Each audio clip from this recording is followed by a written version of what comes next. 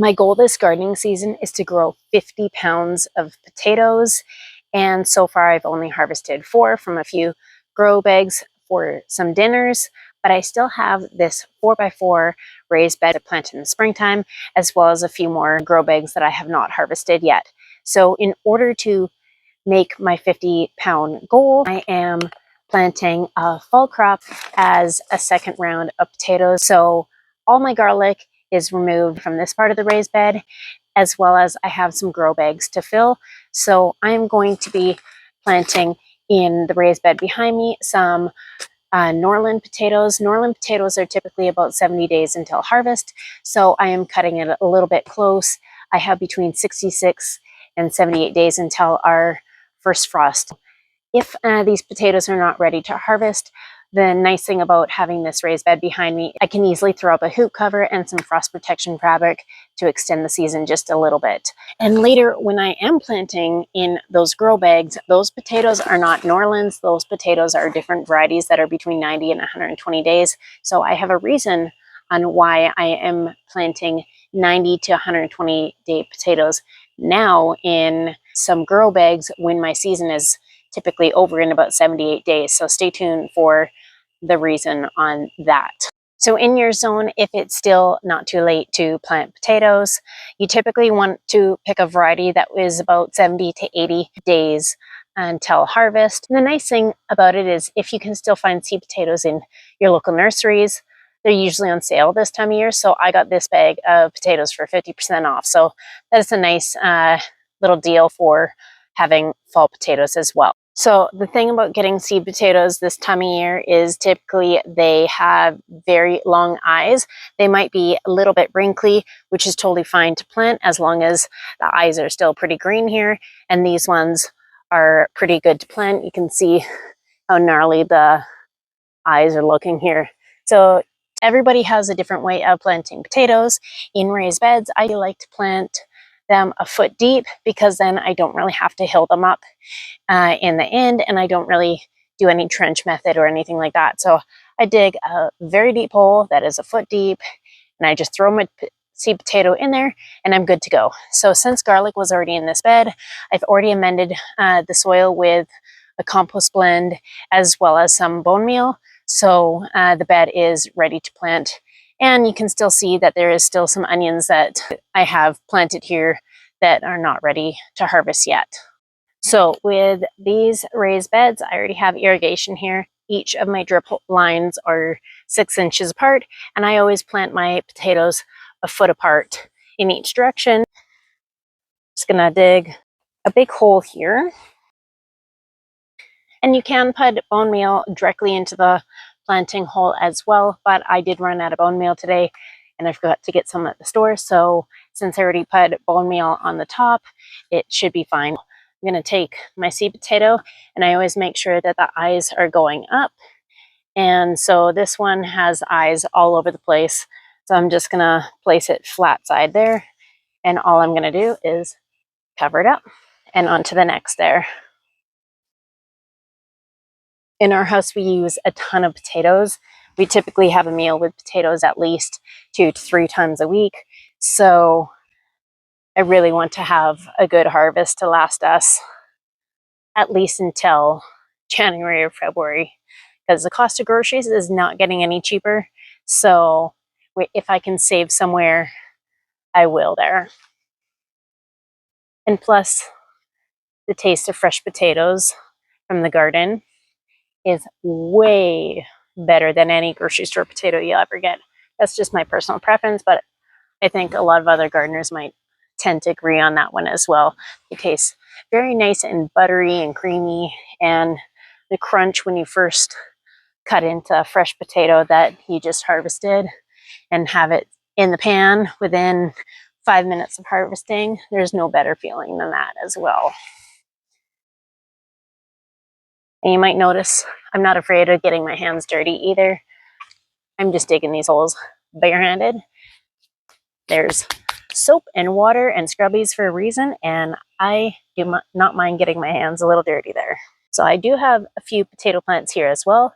So funny story with that one on how these potatoes ended up here. You might have seen a short recently of the wire worms that took out most of my onion crop.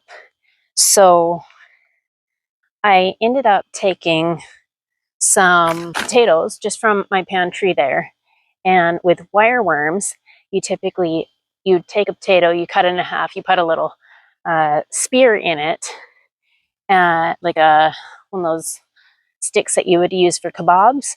So you poke a little spear in it, you bury it about 6 inches deep in the soil, and then you leave it for about 5 days, 4 or 5 days in the soil. And 4 or 5 days later, you pull up the spear where the potato is. You'll typically have a whole bunch of wire worms on them, so they're a wire worm trap. And you clean off the wire worms into a little bucket, and you can rebury the spear for checking to see if you can catch any more wire worms. Well, I ended up checking my trap, and then I got a bunch of wire worms. I took out the sticks, I took off the wire worms off the sticks, and I reburied it into the ground. Well, that week was a very busy week at home, and I totally forgot about replanting the wire worm traps. I didn't even go in the garden for like 5 days. So then 5 or 6 days later, I go in the garden, I go to grab some tomatoes for dinner from my microdwarf tomato plants. And I have potato plants with little spears attached to them. Like, well, since they're already there, I know they're store-bought, and people say store-bought potatoes won't produce potatoes because they have a coating or something on it, but I've never had any issue with that either. So I just was like, okay, well, I already have some potato plants, and they were in the wrong spot because you do not want potatoes to be right beside tomatoes because they're in the same family. So this morning I went and dug up these potato plants from the raised bed behind me and put them right in this bed. So whether they're actually going to produce or not, we will see. But hey, it's worth a shot. It's free potato plants. So you don't know if you don't try. There's my funny story with my wire worms there. If I get some potatoes out of having a wire worm taking out all my onions, then that's fantastic. Okay, so I have all the potatoes planted in this raised bed, and I still have a few extras. I don't want to go too close to my hot pepper plants, as typically hot peppers and potatoes you don't want to plant too close together because they are in the same family, in the nightshade family, so you don't want to plant them too close together. But I am going to get a few marigold plants. I have one right there, and I'm going to pop a few more marigold plants that I can find around the yard in this raised bed to kind of put a bit of a trap crop between my hot pepper plants and the potatoes here. So now that this raised bed, which is about 4 feet by about 8 feet worth of potatoes planted now, so let's go plant some potatoes in containers. Over here I have a bunch of 10-gallon and 7-gallon fabric grow bags that I am planting all the leftover seed potatoes from the spring, which are red Pontiac, Kennebec, and Russian blue. All these varieties are about 90 to 120 days until harvest. So the reason why they are in fabric grow bags is so that if I have to extend our season, usually it's about 70 days until our first frost, and we usually can extend it by 2 weeks.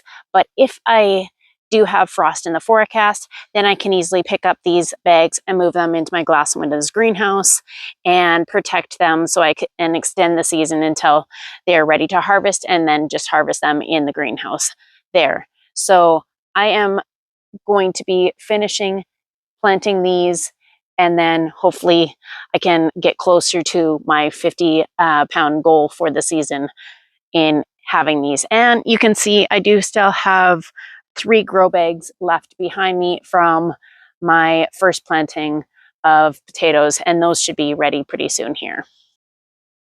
These are the Russian blue And then I have a 7-gallon Cannabac and 2 10-gallon Cannabacs. And then I had enough Pontiac Red for 3 seed potatoes in each of the 10-gallon pots. And then I had 1 extra seed potato left over, so I put it in a 3-gallon pot because usually the math is usually about 1 seed potato per 3 gallons of soil. Now it's time to cover them up.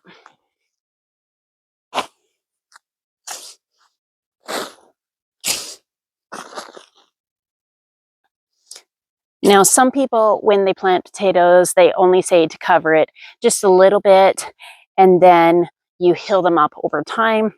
I don't do that. I just fill it up right to the top and they always come through eventually, saving me the hassle of having to hill up over time. I have done that before, but it's a lot more work, so I go the easy route.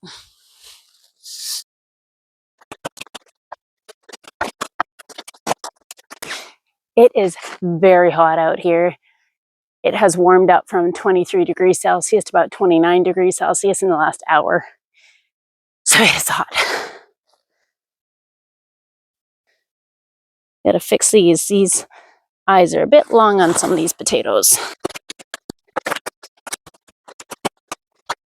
Now it's time to tag. Now I have 5 more 10-gallon pots, 1 7-gallon potato grow bag, and this little measly 3-gallon grow bag where I had the 1 extra seed potato. So now it's just time to water them. And because it is really hot still and potatoes are a cool season crop, I'm going to be placing these grow bags behind my greenhouse for now. And that way they don't dry out too quickly while the seed potatoes are growing and coming up. So they don't really need the sun until the plants start popping out. So I'm going to be putting them in the shade behind the greenhouse until they're ready. Since we are still under water restrictions, I have been filling up my grill cart with some extra water in case I need no water during the day, because we are only allowed to water between 7 p.m. and 10 a.m. So this way, if my plants need a little extra water during the day, I have this water right here. Now that these seed potatoes are all planted, now all that is left to do is wait and see if this late planting is going to pay off in adding towards my 50-pound goal towards the end of the season. So I will be sure to give some updates throughout the progress to show you how these potatoes are doing. So if you would like to follow along and see how these potatoes do, or would just like to see more gardening videos like this, please hit that like button, hit subscribe to the channel, and we'll see you on the next one. And like always, thank you for watching.